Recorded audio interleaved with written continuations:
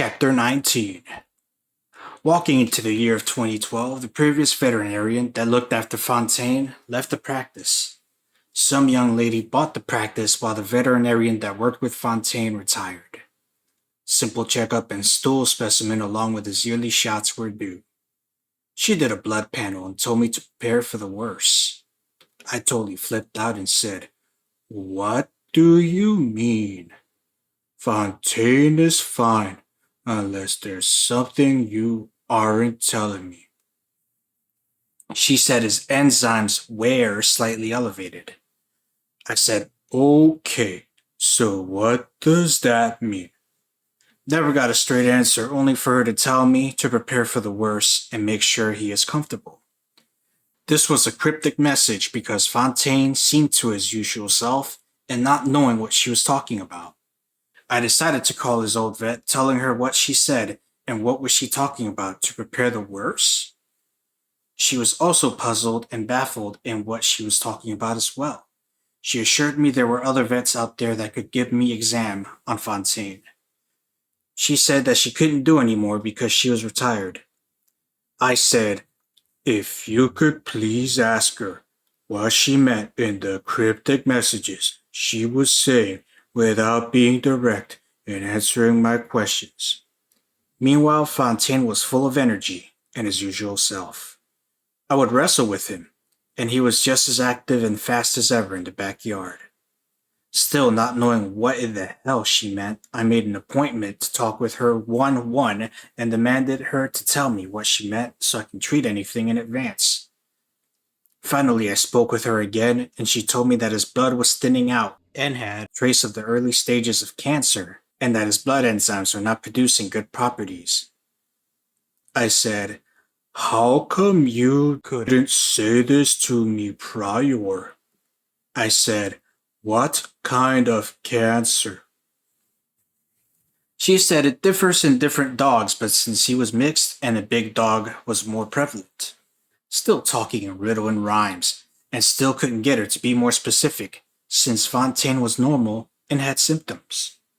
Going into summer months, we had our radio show at WCLM Radio. We had what I thought was a troll ending up to be a person who wanted to do a documentary of me and the show. With proper communications at first, I wanted to make sure if he was on the up and up. Knowing as well throughout this documentary that I had creative interest and there would be no troll involvement or all bets were off the table. Now I know his agenda at first was to include the trolls, but I told him, "I'm open to doing the documentary and letting him take it to film festivals, but absolutely no troll involvement."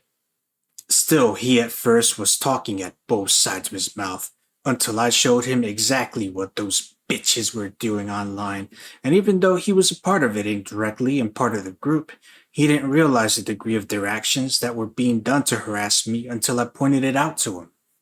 Once he fully understood why I didn't want those bitches part of the documentary and his buddy who helped him with it, then finally understood my reasons why I wanted those bitches not in the documentary. Still, he would try to mention the benefits including them, and I said no. I stuck to my guns full steady and fast, and said no. I said, "No mention of them, and I have some creative control on how it's done as well." Then finally he called our radio show in August of 2012, and we had a full discussion. Talks were increasing on the matter, but still no full agreement. News came about that old fat-ass redneck neighbor had just bought the farm, and Matt and I celebrated by putting balloons around the mailbox saying congratulations, letting that other bitch neighbor how we felt about that bitch. Busy with the taxi making money, hand over fist money was coming in. Karen at the Crown Plaza Hotel was giving me airport trips, along with other hotels that I paid on the side for their business. With Karen, I gave her free rides for the business she was giving me. Working long hours and dealing with drama still had an intermediate social life until Ellen got out of jail. I told her, "I've been through this road before, and I don't deal with fake women. You need to clean yourself up and apologize for your behavior before I even consider the possibility of giving you a second chance.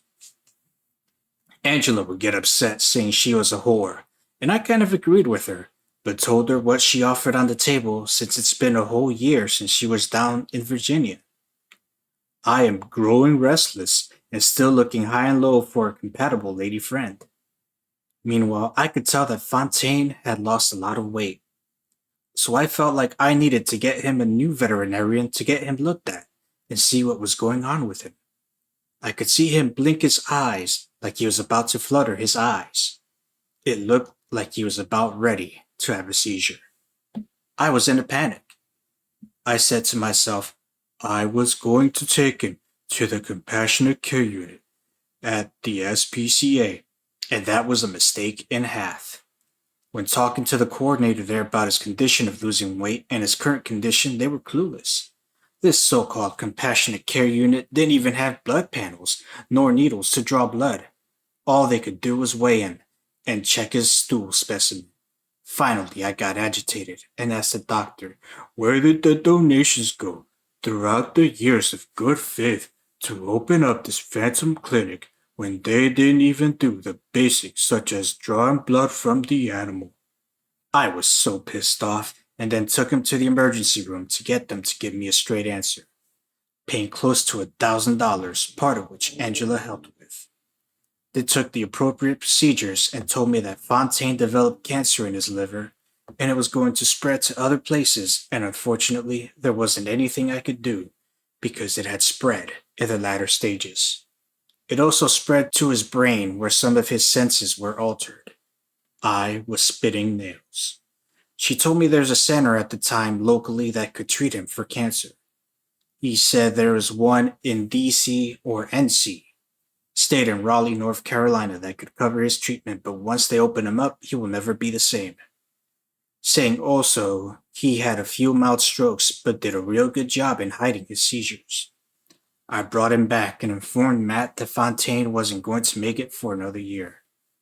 Told him he had cancer. He was just concerned, and we were both torn up. I was pissed off on several fronts. I was pissed, not knowing what to do. They told me putting him down was the only valuable decision, but I wasn't going to do it. Any hope of keeping him alive and getting his cancer treated was my concern.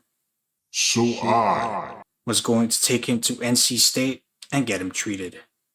I asked Angela for help, but she brought up Ellen saying why should she help me when I was messing around with Ellen the jailbird.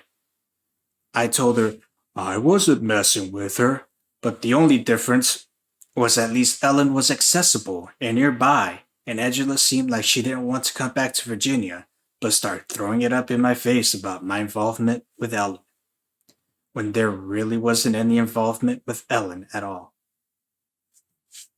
Walking into 2013, Fontaine seemed to be alright improving, but still started to have some more clearer seizures that were mini seizures.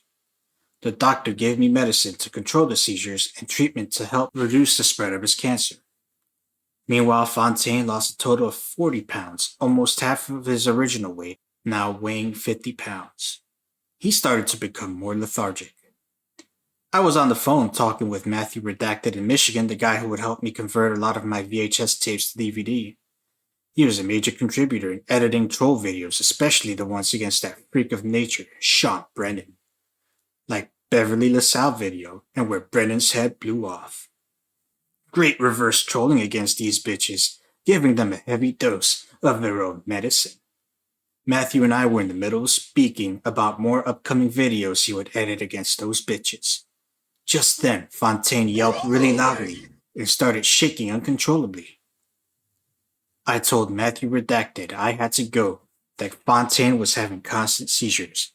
I yelled upstairs for Matt and told him what was going on and asked him to ride with me to the emergency room with me and Fontaine. I wrapped Fontaine in 2 blankets. He was falling off the couch, shaking uncontrollably. Rushed to the veterinary emergency hospital and looked at Matt and said, "You know what I'm going to have to do. I don't want to do it, but I'm not sure what else to do." Matt shook his head and said that he loved Fontaine like he was his own. I said, "Yes, Fontaine is like a human being. The doctor took him in to try to give him more medicine for the seizures. He had 16 seizures in a span of 20 minutes. I counted. I said, I'm not going to do anything tonight. Keep him over for evaluations and see if the medicine works. I left Fontaine there, knowing he wasn't coming back. The following morning, the nurse told me he had more seizures after he administered the Benadryl. She again told me that she thinks I should euthanize him. I still didn't want to. I cried my eyes out nonstop and took his death was the hardest out of everyone in my family. I knew I didn't want to be responsible for his death, but knowing he was going to die anyway, I went down and authorized him to be euthanized. I cried my eyes out and kept to myself literally for 2 weeks. I had an accident with the cab that same week, which wasn't my fault, and had a windfall of $20,000 in an accident which was clearly not my fault. Still shaken up after Fontaine was put down, his ashes were cremated in an urn that I paid for, and will always be a constant memory of my pooch. I tried to raise a campaign for help to get his surgeries and tumors shrunken through GoFundMe. Totally cynical that hardly no one helped, and I matched money that was donated. Finally feeling that the vet was responsible, I reported her to the veterinary board along with the SPCA for not doing a goddamn thing for my dog. All that money throughout the years could be kept in my pocket for not doing diddly, and having the advancements of donations for them, not doing the most simplest surgeries, and doing blood panels, and giving shots. The veterinarian who bought the company was totally clueless, and didn't give me a direct answer the year before, being very vague and could have been able to keep my dog longer a few years by combating the cancer. That same week, Kevin and I had a radio show and spoke about the situation. Very emotional, and I broke down on the radio since the wound was very fresh, losing my beloved Fontaine. I was out of commission for weeks later and isolated myself from the world. Eventually, the vet board filed my complaints, but didn't do anything to help combat the carelessness that the vet took and the lack of anything that the vet did at the SPCA. My dog was gone. My dog was dead, and nothing was done against these bitches that should have been striped from their practice. I vowed I would never get another dog again because I didn't want to go through that loss ever again. I told Angela, and she felt bad. It told others concerned in my camp. What's the worst feeling losing my best friend like that? Kevin and I spoke on the matter at the radio station. Very heartfelt and emotional loss for me.